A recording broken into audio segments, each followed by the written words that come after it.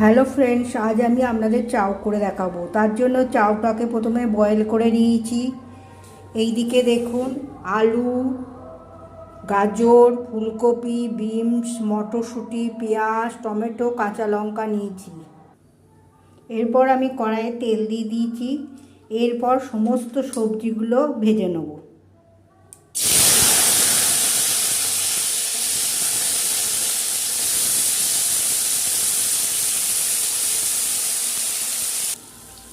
সবজিগুলো আমার ভালোভাবে ভাজা হয়ে গেছে।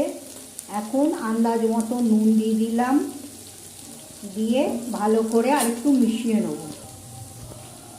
এখন আমি একটু ভিনিগার দিয়ে দিলাম, একটু সোয়া সস দিয়ে দিলাম।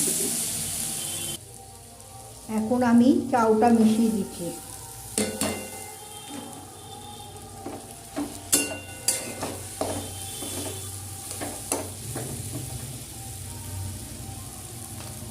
এরপর আমি একটা ম্যাগি মশলা,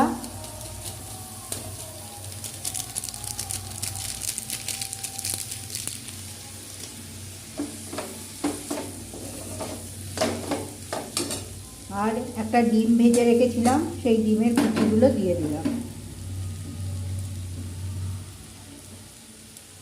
দিয়ে ভালো করে মিশিয়ে নিতে হবে।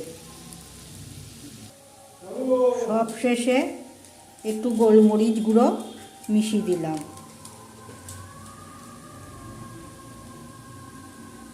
এবার একটু সস মিশিয়ে দিলাম। তাহলেই আমার চাউ রেডি। এই দেখুন।